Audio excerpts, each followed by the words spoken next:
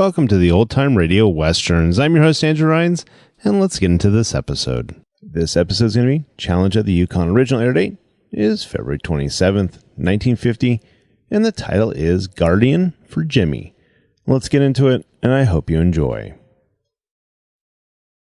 Now, as gunshots echo across the wind-swept, snow-covered reaches of the wild Northwest, Quaker Puffed Wheat and Quaker Puffed Rice, the breakfast cereal shot from guns, present the Challenge of the Yukon. It's Yukon King, swiftest and strongest lead dog of the Northwest, blazing the trail for Sergeant Preston of the Northwest Mounted Police in his relentless pursuit of lawbreakers. On King! On, you Huskies! Gold discovered in the Yukon. A stampede to the Klondike in the wild race for riches. Back to the days of the gold rush. With Quaker Puffed Wheat and Quaker Puffed Rice, bringing you the adventures of Sergeant Preston and his wonder dog, Yukon King, as they meet the Challenge of the Yukon.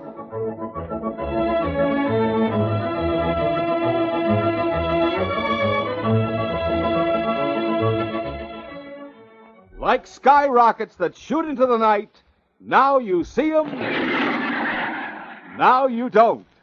Yes, when you pour out a bowl full of swell-tasting Quaker Puffed Wheat or Quaker Puffed Rice for breakfast, add milk or cream and your favorite fruit, now you see 'em, now you don't.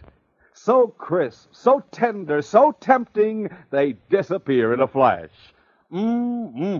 For luscious, nut-like flavor, you just can't beat rice or wheat shot from guns. They're the one and only Quaker Puffed Rice and Quaker Puffed Wheat. And you get them only in the big red and blue package with the smiling Quaker man on the front.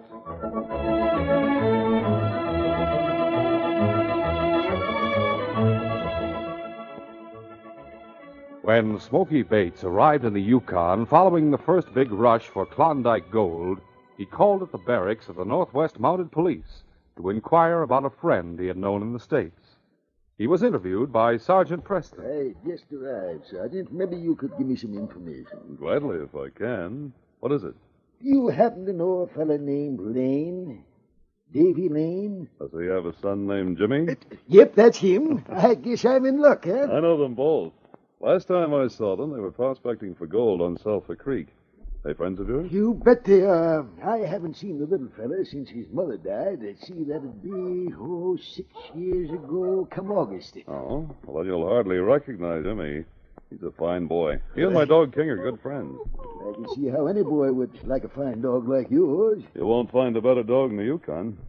You say Jimmy and his father are friends of yours? You bet they are. I taught the boy's father everything he knows about prospecting.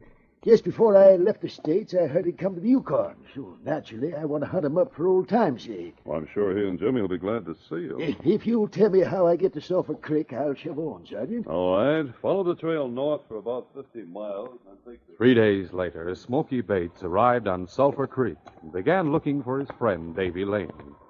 It was almost nightfall when he saw a cabin. As he approached, the door opened and a boy of 9 appeared and shouted, Help! Hey. Help! My father's dying! Hey, what's the matter, son? My father, he's sick. I think he's dying. I'll see about him, son. Where is he?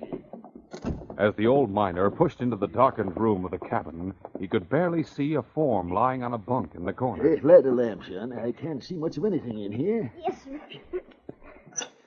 There. Now, hold it close so as I can look at you, Dad.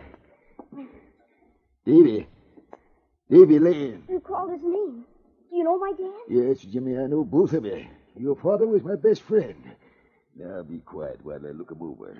Smoky Bates felt for the trace of a heartbeat, but he found none. He saw that his friend was dead. A few days later, Smoky Bates and Jimmy trudged through the snow to the village of Timberton and headed for the general store. Mr. Black owns the store. Yeah? Dad and I bought our supplies from him. Well, Jimmy, we'll go in and have a talk with Mr. Black. Maybe he's got the answer to what we want to know, eh? Here we are. I'll open the door.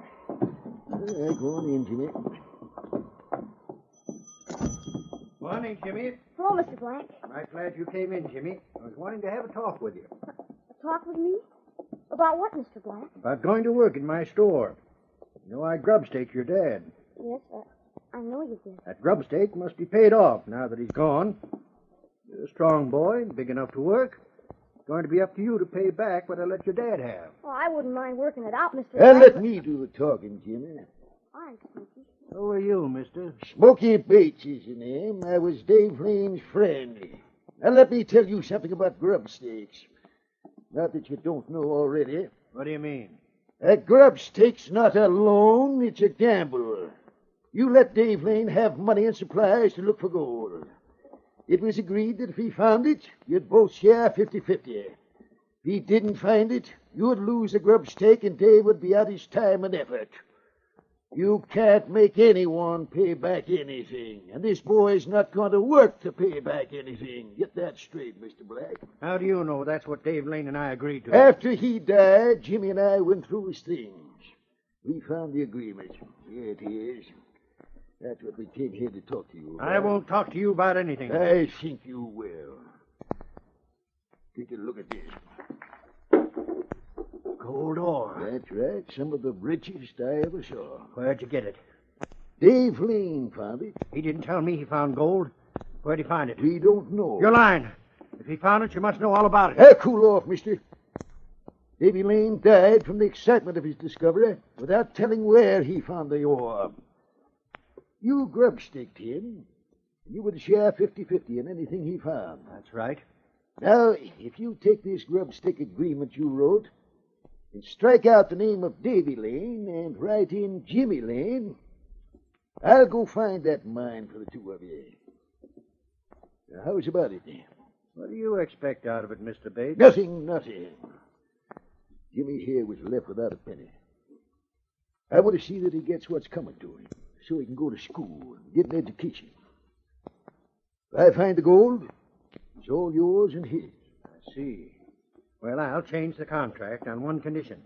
And what's that? I don't want to fall into the same trap twice. I might not be so lucky next time. What's the condition? We'll write in a clause saying that in the event of the death of one of us, the share of the deceased goes to the living partner. Is that agreeable? Well, yes, I think that's fair enough.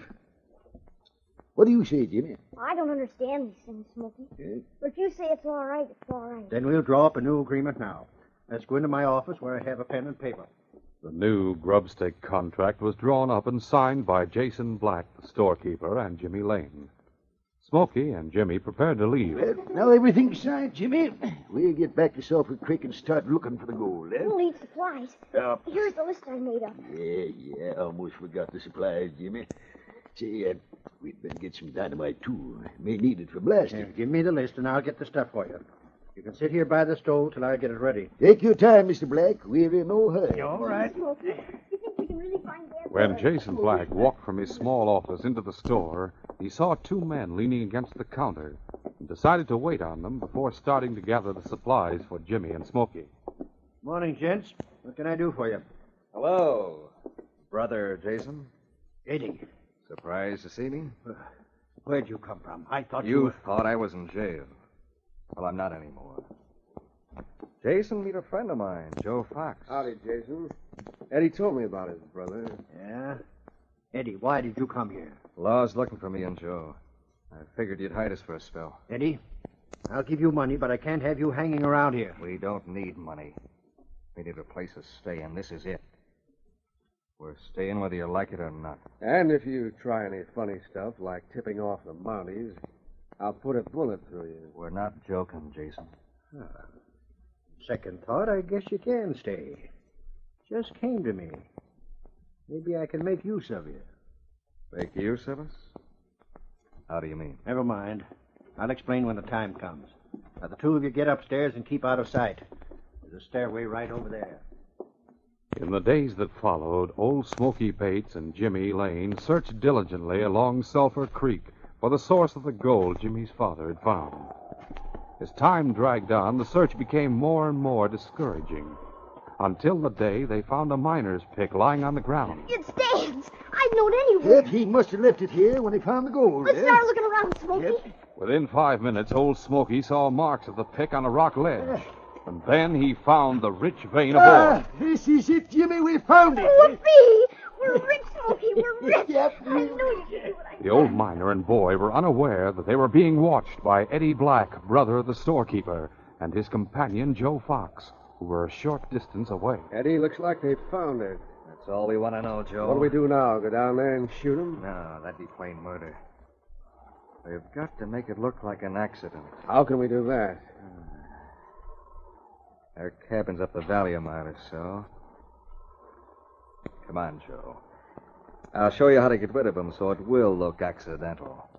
Eddie and Joe found the cabin unlocked, and on entering it, Eddie began a search that soon disclosed what he wanted. It was dynamite, percussion caps, and a coil of fuse. As Joe Fox watched him, Eddie tied several sticks of dynamite into a bundle and fixed a percussion cap and fuse. Then he said, Now, we'll lift this floorboard that lays under the stove. Are you going to put the dynamite under it? Yeah, where it'll be out of sight. Now, I take the fuse, run it up under the leg of the stove where it won't be seen. Wait, I'm beginning to understand. There. No one can see it now. Then I'll stick the end of the fuse up through the ash hopper of the stove like this. Hey, better make sure there's no live coals in there. That fuse will catch fire. Fire's out. No danger now. There, it's all ready. Yeah, I get the idea. The old man and kid come in and build a fire in the stove. Fuse in the hopper catches fire, burns down to the percussion cap. Then, zowie, off goes the dynamite. Won't be enough of the cabin left to make toothpicks. It'll sure look like an accident. Too. Right. Well, let's clear out of here, Joe. Head back to town. My brother can't say we didn't take care of his dirty linen now. The old man and the kid out of the way, that gold mine goes to him. Hey, what's that? A dog. Someone's coming. Easy now, Joe. It's not the old miner and the kid. They don't have a dog. But it's someone. Take it easy. Don't act suspicious. I'll get rid of them. Eddie and Joe had no time to look out the window to see who was coming. Almost instantly, the door opened. A Mountie. Sergeant Preston stood silhouetted in the light. Good morning. I expected to find friends of mine here. Friends? Oh, you mean Smoky Bates and the Lane Kid. Yes. Where are they? They're not around anymore. We bought the cabin from them. You did? When? About a month ago. Right after the kid's father died. We haven't seen him since. I see. Well, perhaps I can learn their whereabouts from the storekeeper in Timberton. Yeah, maybe so. Goodbye. Bye. Sergeant Preston had recognized the two men as wanted criminals. But while he talked to them, he saw that both kept their hands in the pockets of their parkas. He knew that each had a gun leveled at him, and that if he showed the slightest recognition, he would be killed. He pretended to believe their story and turned toward the door. The instant Preston turned his back, Eddie Black took the gun from his pocket and started to raise it to aiming level. Sergeant Preston heard the great dog King snarl a warning, and with the agility of a mountain cat, he sprang aside as the shot rang out. You missed him. Get him, Joe. Get him. Sergeant Preston jerked his gun from the holster. King lunged at Eddie Black, knocking the outlaw off balance. But Joe Fox moved in, swinging the butt of his revolver at Sergeant Preston's head. The Mountie ducked, and with his free left hand, sent his fist smashing into the face of Fox, who fell sprawling, his gun clattering across the floor. Get this blood away. Get him away. Hold him, King. Joe Fox tried to scramble to his feet and regain the gun, but the Mountie was faster. Picking it up, he whirled and shouted, Get your hands up. I quit. Get this dog on. Don't shoot, I quit. On, King. Convoy. Now, Eddie Black and Joe Fox, I arrest you in the name of the Queen. You know us. Yes, I know you. Now I'm going to find out what you two are doing here. We'll continue our adventure in just a moment.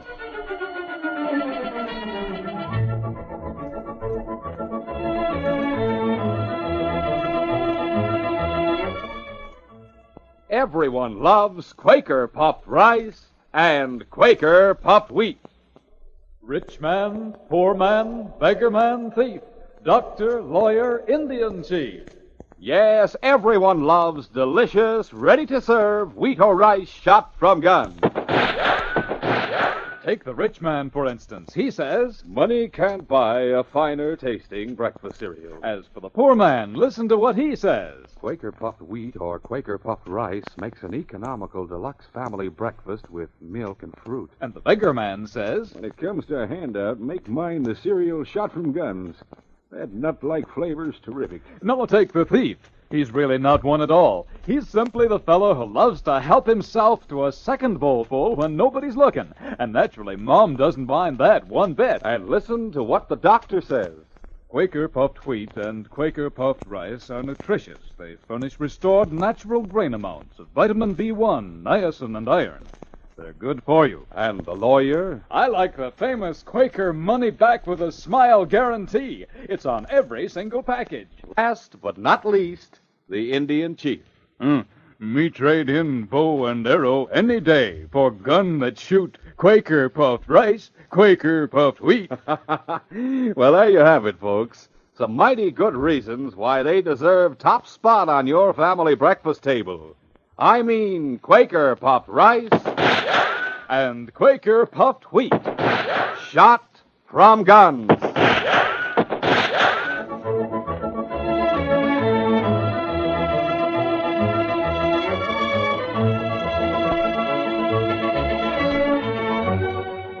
Now to continue. Though completely surprised to see Eddie Black and Joe Fox, both of whom were wanted by the law, Sergeant Preston took advantage of the surprise he had caused. After he disarmed them, Eddie Black said, Who told you where to find us? What makes you think anyone told me? You needn't stall with us. I know who did it. It was Eddie's brother. Shut up, Joe. I didn't trust him from the first time I saw him. I knew he'd have the law on us. Shut up, you fool. Monty's got us. There's nothing we can do about it. Well, Monty, let's shove off. No sense in hanging around here arguing. Not so fast, Eddie. What were you and Joe doing here? We came to see Smoky Bates. That's the truth of it. Where is he? I don't know. He wasn't here when we arrived. He and Joe were getting ready to leave when you came. What'd you come here to see him about? Nothing important. Anyway, now that you've arrested us, it's not important. I'm not so sure you're telling the truth. I think I'll have Smoky take a look at you. Maybe he can explain what you came for. Watch them, King.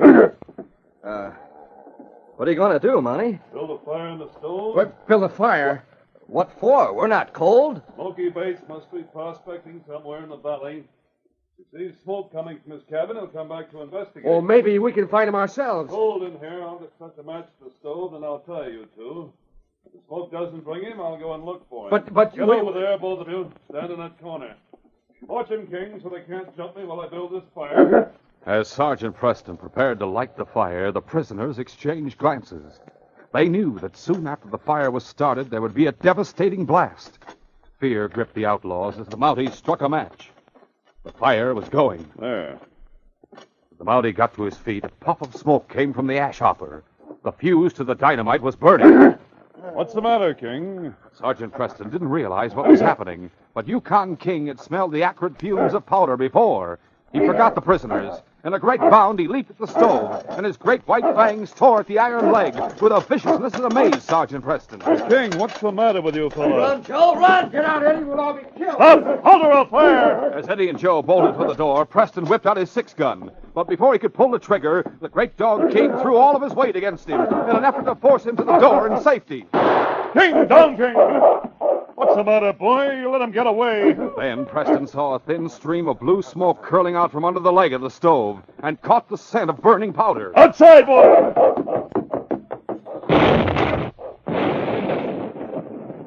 Smoky Bates and Jimmy Lane were picking at the gold-laden rock when the sound of the explosion came to their ears. Oh, golly, Smoky.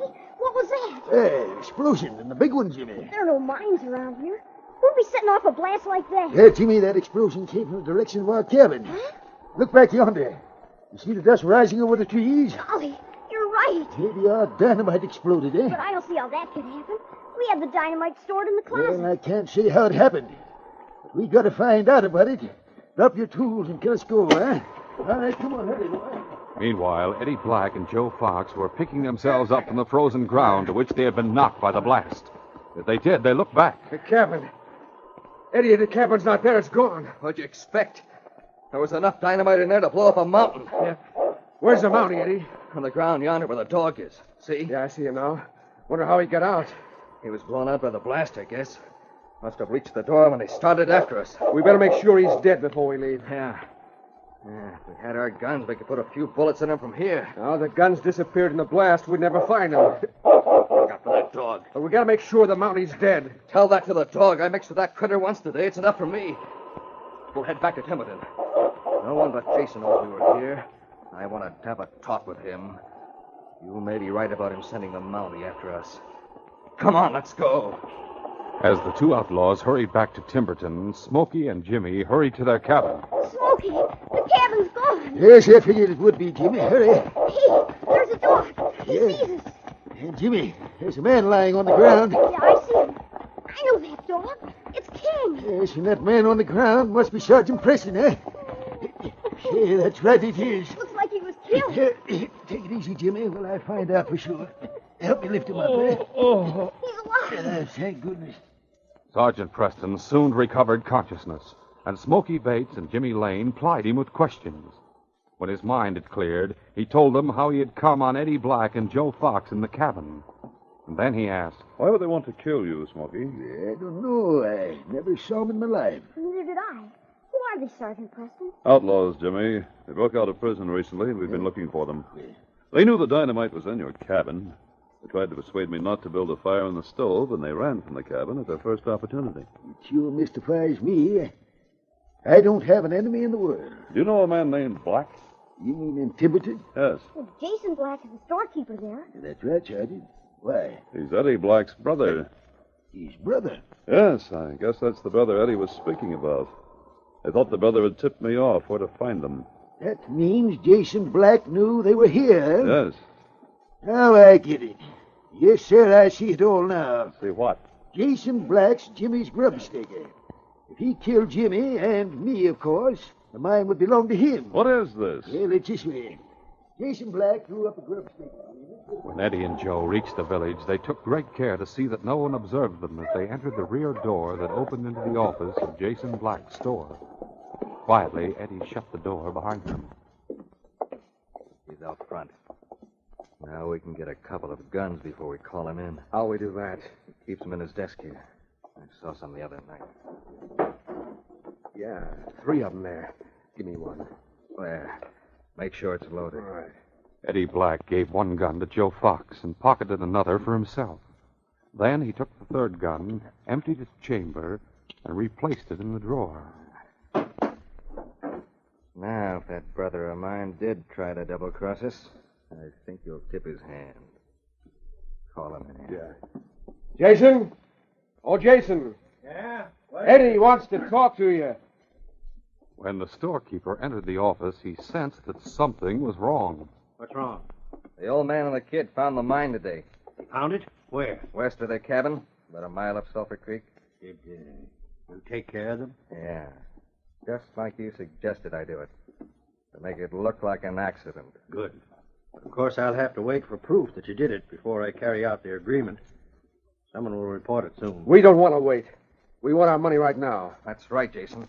There's a Mountie in the woods, and we saw him. And we're clearing out now, so give us our cash. I see. Well, let me get the keys to my safe. Where are they? In the desk here. Right here. Stand where you are. What? Hey, what's the idea of drawing on us, Jason? Pulling a gun on your own brother. It's a double cross like I suspected. You don't think I'm fool enough to let you two live? You'd bleed me for the rest of my life. If both of you dead, that gold in Sulphur Creek will be mine. All mine. I outguessed you, Jason. What do you mean? I emptied that gun before Joe called you in here. You lied. Pull the trigger, see if I lied. It's not loaded. No, but this one is. Oh! A double crosser, he got what was coming to him. Go in the store. Lock the front door while I go through the safe. Wait. Someone just came in the front door of the store. Let's see who it is. Holy smoke, it's the Mountie. Get your hands up. Catch a gun, Joe. Before either man could shoot, Preston dropped to the floor. Shoot, Joe! And ducked behind the bulletproof log counter that ran along the east wall. While Joe and Eddie fired from the protection of the little office, the Mountie crept forward, crouching. Our bullets won't go through those logs. He's getting closer all the time. A couple of seconds and he'll be near enough to fire right into this office. My gun's empty. That's my last shot. We gotta get away. Come on. Back door's unlocked, Joe. Let's run while we got the chance. Hey, look, it's Smokey and the dog. Yeah. Take care of the dog, Eddie. I've got the old man. Right. Jimmy, get back. Sergeant Preston moved into the fray, his fists swinging, and Joe and Eddie soon realized for the second time that day that the Mountie was more than a match. Eddie was the first to go down under the sledgehammer blows of the Mountie, and a smash to the chin of Joe Fox sent him sprawling backward over his pal. Had enough? You win, Mountie. Easy, King, easy, boy. Now get to your feet and keep your hands up. Yeah. Hey, look, Sergeant. Murder's been done here. It's Jason Black. Yes, Jimmy, I was afraid he'd been murdered when I heard the shot. It's evident these two did it, and I know why. He tried to double-cross us, but he didn't get away with it. And neither will you. I arrest the two of you for murder in the name of the Queen. Later that day, Sergeant Preston went through the personal effects of Jason Black and found his copy of the grubstake agreement he had drawn up with Jimmy. He handed it to the boy. When Jason Black drew this contract, Jimmy, he planned that you should be the first to die. Now, Jimmy, the gold mine is yours. All yours by the terms of that contract. Golly, Smoky. I don't know what to do with a gold mine. You can have it if you want it. After all, you found it. Yeah, Jimmy, the mine's yours. Say, but maybe you need a good manager to run it for you. You know, I'd like that job. Golly, will you really be my manager? You bet I will. Fact is, Jimmy, that was all arranged before today. I don't understand, Sergeant Preston. Well, after your father died, Smokey wrote me a letter and told me about it. He said he'd like to be appointed your legal guardian. That's right, Jimmy. The judge and Dawson took care of it. That's why King and I came up here today, to tell you that until you're 21, Jimmy, Smokey Bates will take care of you. Oh, golly, that's like being my father, isn't it? Yes, Jimmy, it's about the same. And I'll try to be as good a man as your dad always was. Yes, King, this case is closed.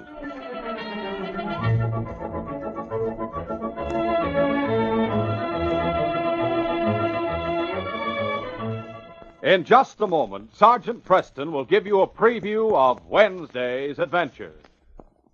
Yippee! Ride 'em, cowboy!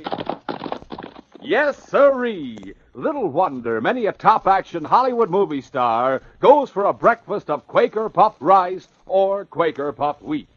These king-size, ready-to-serve premium grains of rice or wheat are shot through and through with nut-like flavor.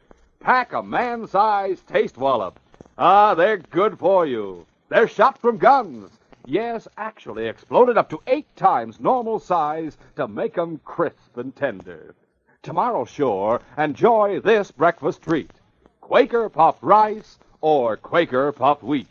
Remember, they come only in those famous big red and blue packages with the smiling Quaker man on the front. He's your guarantee that you have the original, crisp, fresh Quaker puffed wheat and Quaker puffed rice. Shot from guns. They're never sold in bags or bulk.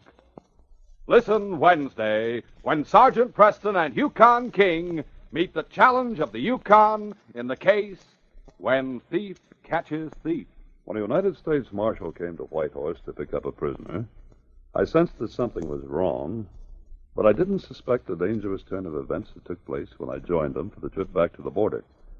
Slick Hobbs arranged that King and I to be separated so that he could deal with us one at a time. And the deal Slick offered was death. Be sure to hear this exciting adventure Wednesday. These radio dramas, a feature of the Challenge of the Yukon Incorporated, are created by George W. Trendle, produced by Trendle Campbell Enterprises, directed by Fred Flowerday, and edited by Fran Striker. The part of Sergeant Preston is played by Paul Sutton.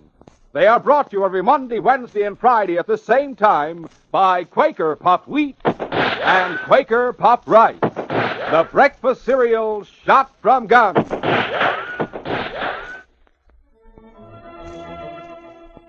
Your best bet for hot breakfast is Quaker Oats. The giant of the cereals is Quaker Oats. Delicious, nutritious, makes you feel ambitious. The giant of the cereals is Quaker Oats. Yes, if you want to be a star in sports and school activities, make your hot cereal Quaker Oats, 'cause Quaker Oats helps grow the stars of the future. You get more growth, more endurance from oatmeal than from any other whole grain cereal. Remember, Quaker and Mother's Oats are the same. This is J. Michael wishing you goodbye, good luck, and good health from Quaker Puffed Wheat and Quaker Puffed Rice. So long. This is ABC, the American Broadcasting Company.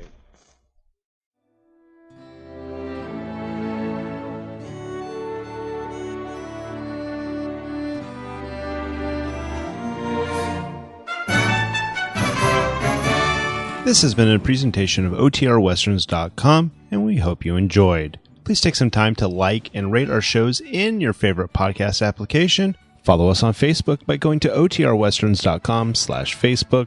Join in the conversation by going to OTRWesterns.com/Discord. And don't forget to send us an email, podcast@OTRWesterns.com. This episode is copyright under the Attribution Non-Commercial Share Alike copyright. For more information, go to OTRWesterns.com/copyright. Have a great day, and again, thanks for listening.